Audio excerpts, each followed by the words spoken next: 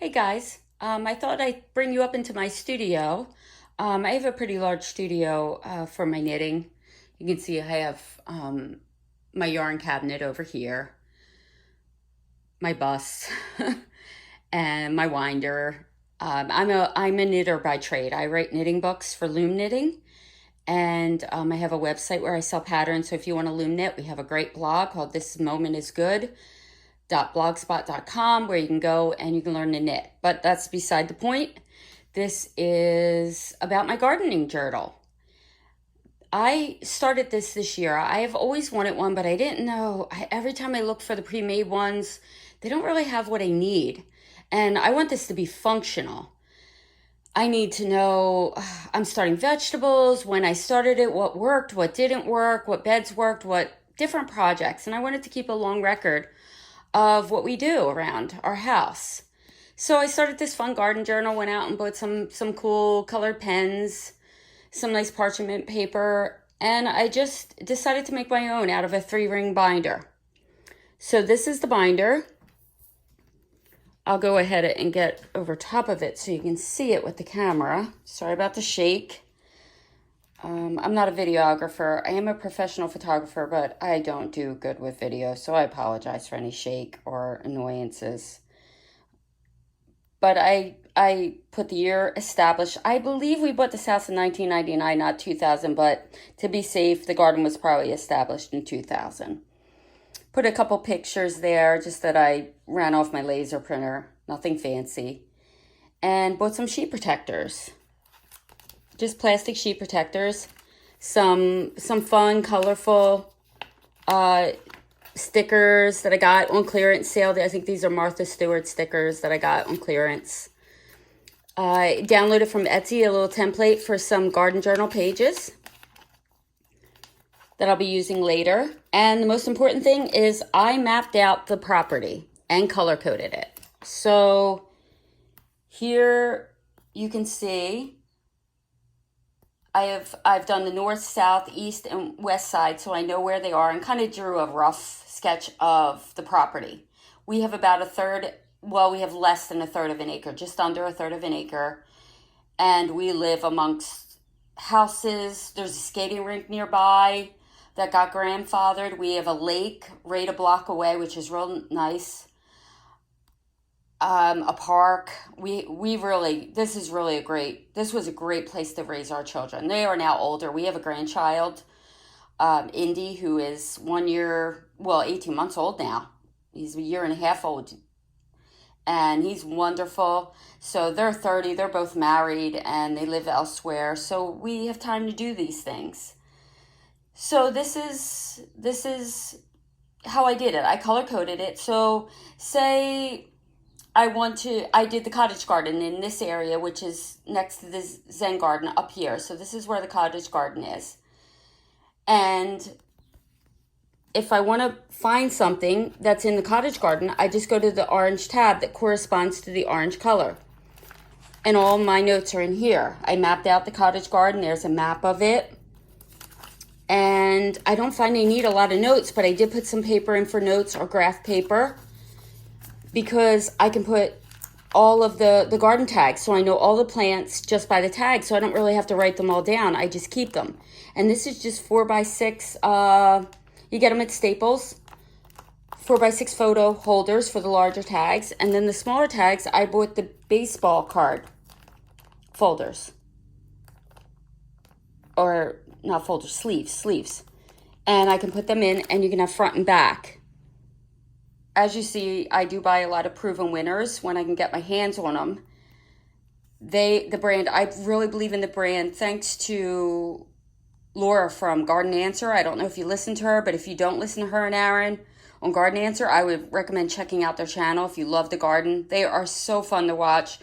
And every morning I get up, and when I'm feeling like too tired to go out and do these big projects, I watch her, and I say to myself, if Laura can do it, I can do it. And so she's been my inspiration this year, and really gotten me off my butt to really finish what I started. So I'm pretty excited about it.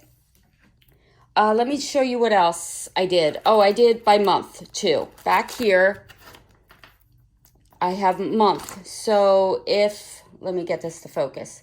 June, I wrote down all of the different things. When I started kale and Swiss chard, how they're doing. When we put in different gardens, we planted the new garden on the east side. That's where we started it. So these are really new. The gardens that you'll be seeing, they're really new. When we installed the drip irrigation to the patio and the pots, we got that all done right before we went to the Newport Flower Show, where I got to meet Laura from Garden Answer, which was really exciting. So basically that's what I'm doing. I just printed that out of Microsoft Word. They are calendar templates that they have. They're free, and I just printed it out. And I just used a whole bunch, punched them, and I'm putting them in.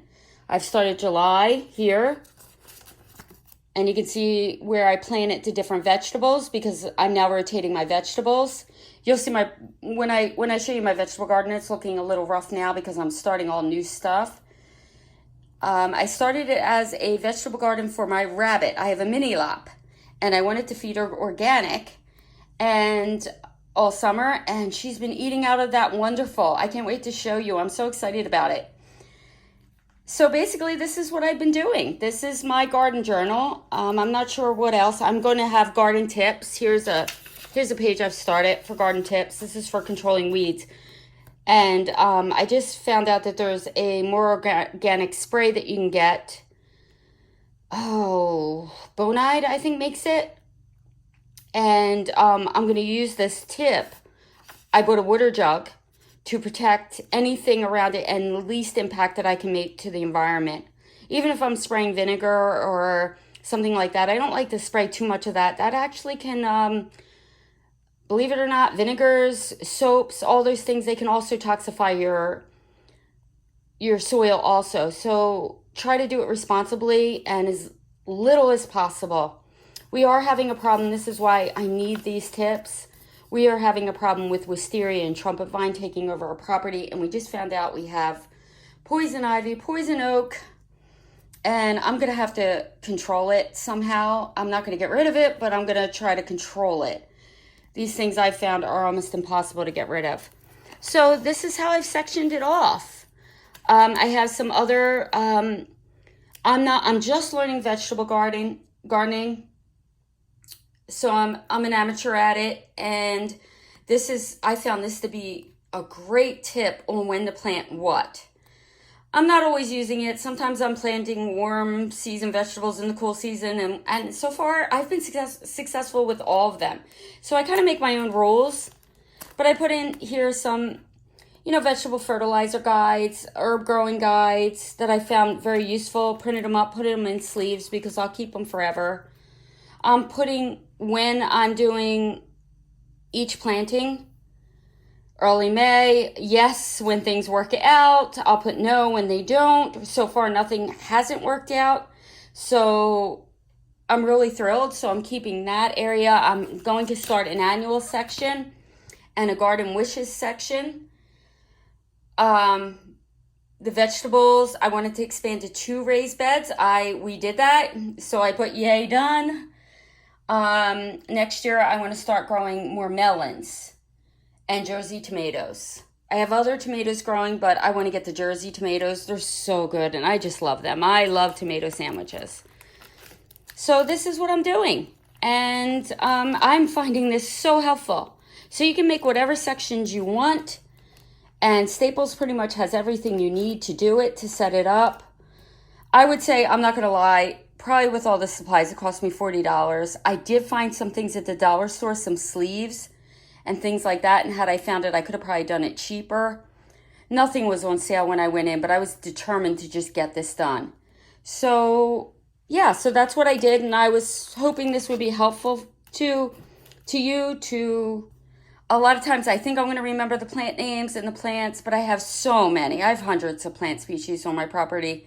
I don't remember them all. And I wish I did. So this is going to help me from here forward, keeping everything organized. And I will eventually map the plants on each place and try to identify them all. That'll be fun to do. Just take a notepad out and start identifying all the plants. So I hope this was helpful and it'll get you started on your own garden journal journey. Thank you for watching and have a great day.